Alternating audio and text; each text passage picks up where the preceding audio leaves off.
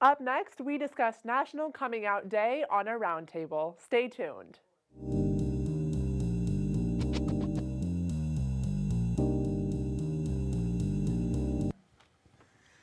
Yesterday, October 11th, was National Coming Out Day, observed annually to celebrate coming out and to raise awareness of the LGBT community and civil rights movement. Founded in 1988 by activists Robert Eichberg and Jean O'Leary, it was designed as a positive response to anti-LGBT rhetoric and action at that time. They chose the date of October 11th because it's the anniversary of the 1987 National March on Washington for lesbian and gay rights. Robert Eichberg famously said, "Most people think they don't know anyone gay or lesbian, and in fact, everybody does. It's imperative that we come out," he says, "and let people know who we are and disabuse them of their fears and stereotypes." Our guest on tonight's roundtable will do just that. You are invited to join the conversation. You can call us, send an email, or use Twitter. The contact information appears on your screen. I'd like to welcome everyone here. Thank you. And if we can start with you, Sandy, can you just introduce yourself and in 10 or 15 seconds tell our audience what you do, why you're here? Great. So my name is Sandy Solar, and I'm a clinical social worker. I'm a therapist at FSW, which stands for Family Services of Westchester. And I also work for the Mount Vernon C.A.P.P program as the LGBTQ education coordinator, and I also teach parenting classes there. And I'm really interested in supporting the groups, whether they're teens or adults, and it's a pleasure to be here. Mm-hmm. Thank you. Ryan? Hello, so my name is Ryan Barnes. I also work with Miss Sandy at the C.A.P.P program in Mount Vernon, and I'm also an intern at the WAR program at the center in Manhattan, the LGBT Center in Manhattan. Mm-hmm. That's on 13th Street, I believe? Yes, it is. Yes, Good. on Well, 13th welcome. Street. Thank you so much. And we have another Ryan here. Ryan, number 2. My name is Ryan Kiranne, and I am the volunteer coordinator of the LOFT LGBTQ Community Center up here in White Plains, New York. And I just graduated from SUNY Geneseo, so I'm super excited. Congratulations on your graduation. Thank you. And last but not least, a person who's been our guest before, Kevin Burke. Yes, thank you for having me again. My name is Kevin Burke, just a local Westchester citizen who for years has promoted and worked together with also the LOFT, several other organizations in kind of raising funds and throwing parties and shows and kind of making a presence here in Westchester. That's for great. the gay community. Thank you all for coming. All these letters, LGBTQ, and then there's a I, an A, and an I that we sometimes see. What do these letters stand for? I think people know the LG and B, bisexual, Right? and T is transgender, Right. and Sandy, the other two. Q is queer, and A is asexual, and I is for intersex. I've also heard that Q is for questioning. Absolutely. Is that true as well? Yes, it is. So it can be double. Right. Okay. It is a community of what, roughly 5 or 10% of the population is what the statistics say. Do you know how many people in Westchester that represents? Not in particular, but that we do have we have a lot of volunteers at the LOFT who come from Westchester itself, and especially the lower Hudson Valley. There are a lot of LGBT youth and adults who kind of come to utilize the center and our services. Mm-hmm. Kevin, I think when you were here, we were talking about gay in Westchester and the difference between the urban experience, I mean, people who go to the city, Right. and versus people who are in Westchester. And in Westchester, it was kind of a reserved, I would say. Yeah, reserved, slightly disconnected, I think, between all the different towns and villages. I think it's really hard to get a singulatory stance of what Westchester gay really means, because we're kind of all spread out, which is fine. We make do with what we have. Yeah. But it's not as easy as, per se, things like Manhattan or other tight-knit metropolitan areas, And I think that number's probably low, too. I think there's probably more than 10% of the population, Okay. So we're not dealing with a dozen folks. We're dealing Right. with a sizable population. Yes. Ryan number 1, Ryan Blueshirt, I should say. What does it mean to be out? I believe out doesn't necessarily mean coming out to other individuals. I basically mean that in order to come out, you have to come out and accept yourself. And I think accepting yourself and being comfortable with who you are in your own skin and everything is imperative. It's absolutely important. And I think that is essential to being successful and being just a happy person in life is to know who you are. And even if you don't know, just be comfortable with it and always explore. Never always question everything.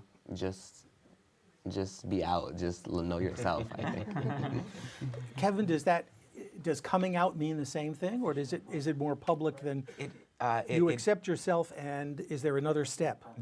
For me, there was two very distinct steps with two very different outcomes and two very different personal feelings that went with it.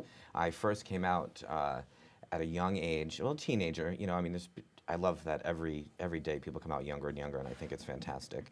Yeah. I was a teenager, and I came out to my peers, my close friends, my cousins of my age first, and that was more of a coming out to tell other people. When I came out to my grandparents and my family several years later, it was more about letting them into who I really was and not shutting them out. And it was more, I was scared, not because I was afraid they weren't going to love me or accept me, but because it was terrifying to hear myself say those words and let people in to my life. I wanted to share my life with them. And you know, you can't do that until you come out, you know. But Sandy, people who are heterosexual don't come out. We just assume Right. It's a privilege. to be gay. No, to be straight, I think, to not have to do that, you know, is a privilege.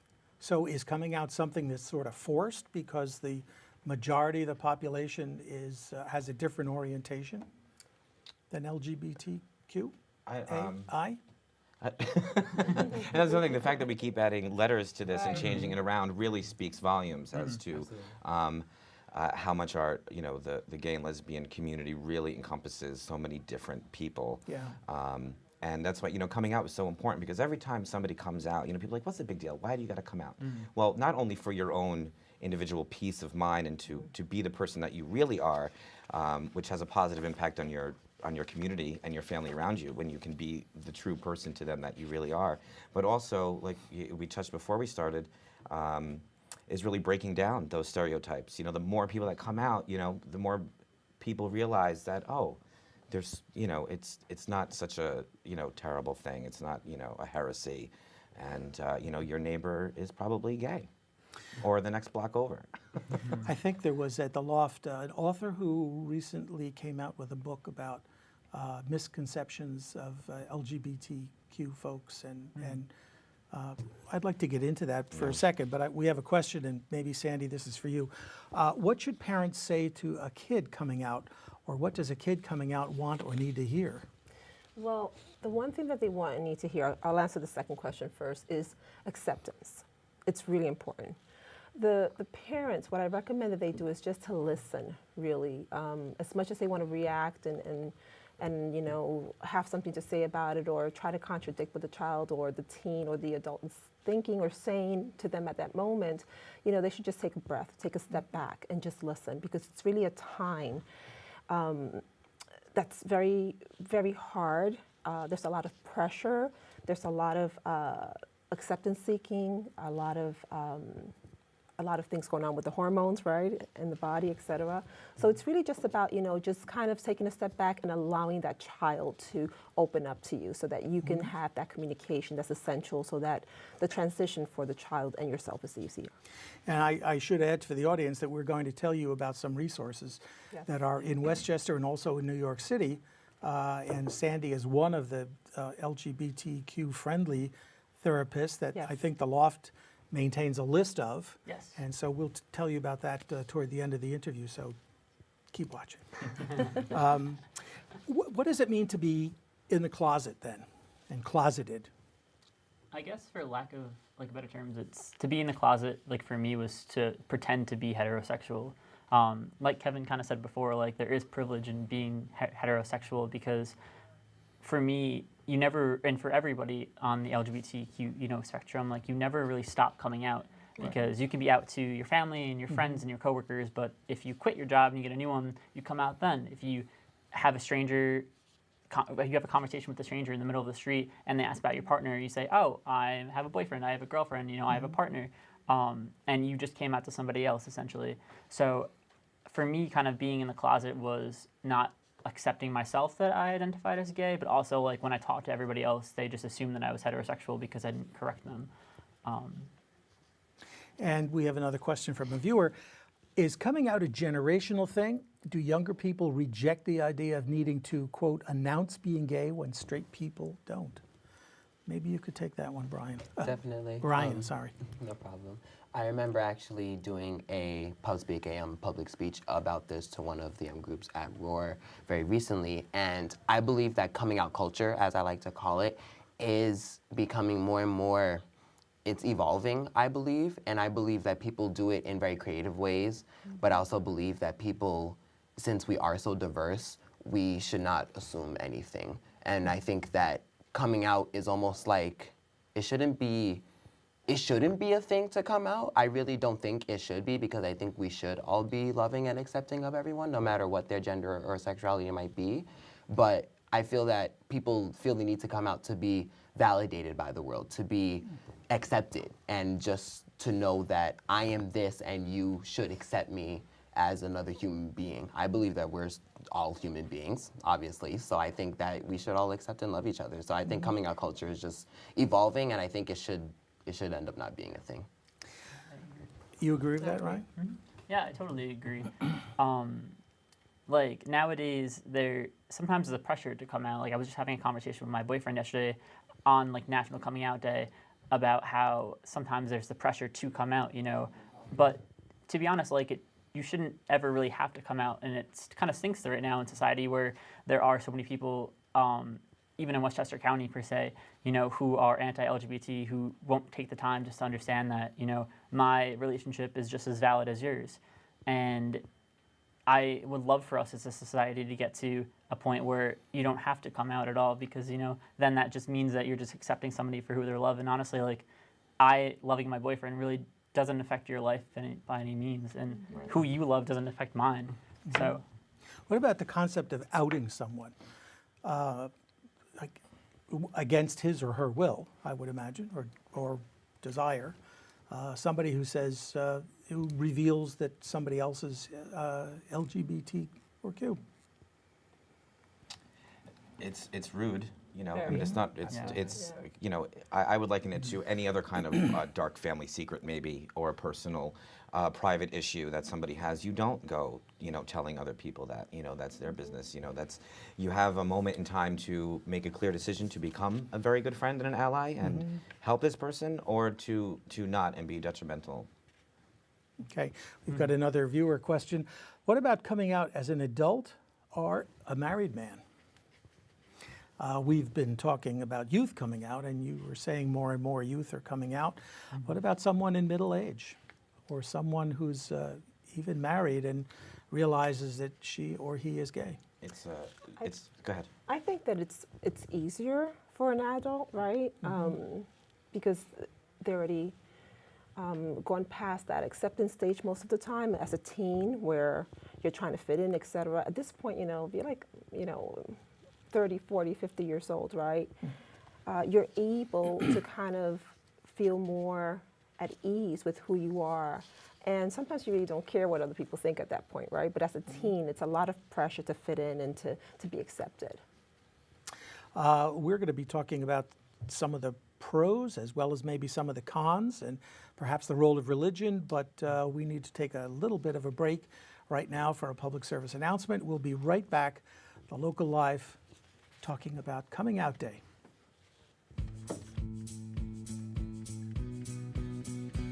Did you know you could watch LMC TV anywhere? Yes, even there. Go to lmctv.org and scroll down the main page. Choose your channel and click Watch Now, then press play. You can watch whatever's live on our channel wherever you are. Want to watch a specific show on demand? Go to Videos, click on Category, or Shows to list by title, or by keyword in the search bar at the top right of the page. It's all a click away at lmctv.org. Welcome back to tonight's roundtable. We're talking about National Coming Out Day, which was October 11th in the United States. It's also celebrated internationally, isn't it, in several other countries? Yeah. Yeah. And Just the cool ones. Pardon me? Just the cool ones. And obviously there are other observations of LGBTQ. There's Pride Month in June. There's several other days, AIDS awareness, and so it's not just one time. It's a continuance, but it's positive. As we said in the very beginning, the people that originated this, 29 years ago, wanted to respond positively. They wanted something that would add to the stature of folks who are LGBTQ. I wanted to talk a little bit about pros and cons, and also religion and culture, especially Hispanic culture, where what I understand is the culture gets in the way, and religion also plays a large role in that. Is it true that, from your experience, Sandy, that is that religion gets in the way, or that's part of the culture? It's part of the culture, and I do believe that it does get in the way. From my experience, what I've seen growing up, I found that, because, for example, the Spanish culture is very big with the Catholic religion, right? So it was like taboo. And culturally, right, you're supposed to be this macho man, right? Or if you're a woman, you're a woman. And it's really not something that's looked upon as being something you should be proud of. So coming out can be very detrimental. And again, it's mostly rooted in the cultural beliefs and the religion, as you stated. Do you have any specific advice, or did you know of anyone who was dealing with that and they dealt with it successfully? No, I know of someone who was dealing with that and did not deal with it successfully, and it did end up in a suicide, which I'm very sad about. But it's a very hard thing. But I think because of all the resources that are out there now, support groups, et cetera, and because we have more education, I think that little by little it's starting to be more welcomed. Yeah. And before we run out of time, I did want to talk about resources, and one of them, Ryan, you brought up. I think this is from the LGBTQ Center in the city. It's on 13th Street, and it's a center. And what services do they have available? So they have a youth center, which is what I'm a member of. So that is where youth between the ages of 13 and 21 can go to just be around other youth of that age, and just to experience what it's like to be an LGBT youth, and just to hear different stories and hear different people. Like, I've met so many different types of individuals I didn't really know existed, to be honest, and it's just extremely refreshing and it makes me feel extremely humble, and it makes me feel like I'm part of a family. So that's the youth part. Then the main center is for mainly adults, and that's most of the center, but I don't really deal with that. So. And they have a website for information about their programs and helplines, et cetera? Yes, they do. So the website is www.gaycenter.org. That's the website. And we have another resource in the LOFT, which is, by the way, a big shout out to the LOFT and to Scott Havelka and you folks for, I know this panel was put together sort of quickly, so I want to thank them for doing that. Ryan, do you want to talk a little bit about the resources that the LOFT has available and their website?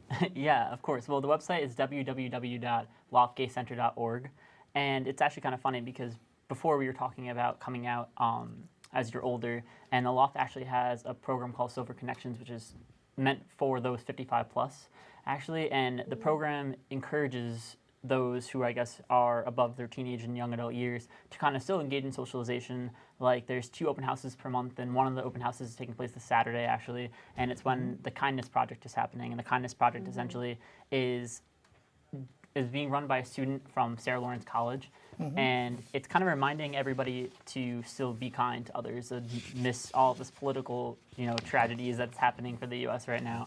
Yeah. But the LOFT specifically serves those 18 and older, but our partner in Yonkers, Center Lane, they serve youth 13 to 21.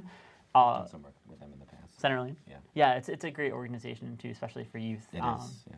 And don't they meet at the Loft as well? Yes, they do. On Friday nights, there is the drop-in for Center Lane, and they rent out a space for the Loft. Essentially, it's kind of like a hangout group where they'll play board games. You know, sometimes they'll have discussion groups. It's kind of like an open discussion for those youth who kind of drop in. But the Loft has about 16 different support groups for bisexuality, the lesbian social network, people of color, you know, and then there's a bunch, like I think there's like 10 or 15 types of social groups that you can kind of become a part of.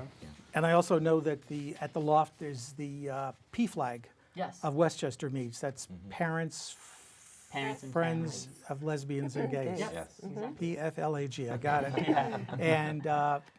And that's once a month. Yes, P-Flag is rents out space from the Loft actually, and they are having an event on October 17th. And the author of When Your Child is Gay is actually coming to the center to kind of have a discussion with the parents and families and staff members who are kind of coming into that meeting with P-Flag. Funny, because October 17th is my birthday. Hey, happy birthday.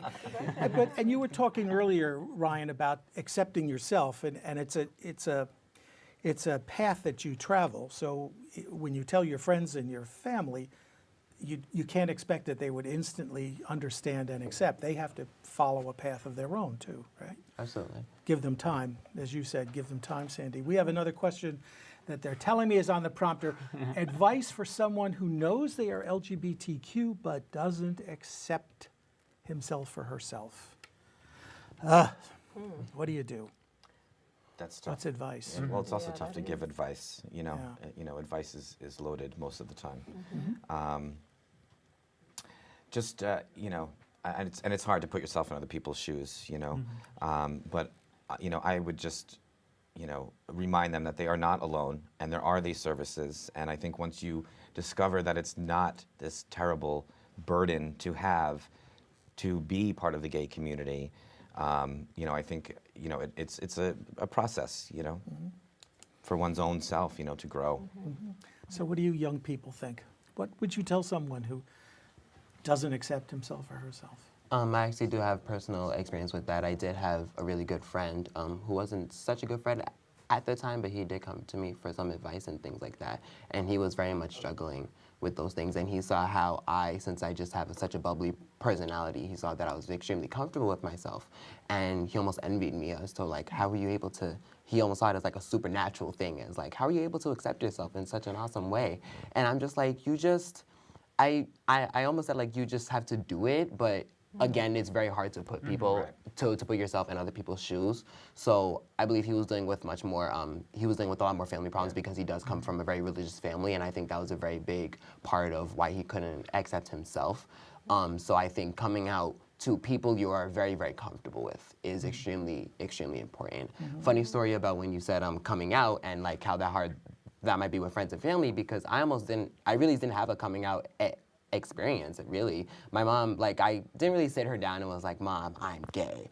And it just wasn't this big old thing. She was just like, I love you and I accept you. You're still my son and I love you. And it's almost funny, I always use this analogy as to like, I was quote unquote in the closet, but the doors were open. So people can always see that I was, and it was just kind of okay, I'm here, just let's.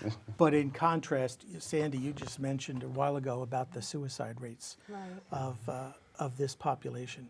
Right. And so what advice would you give to someone? Well, Therapy.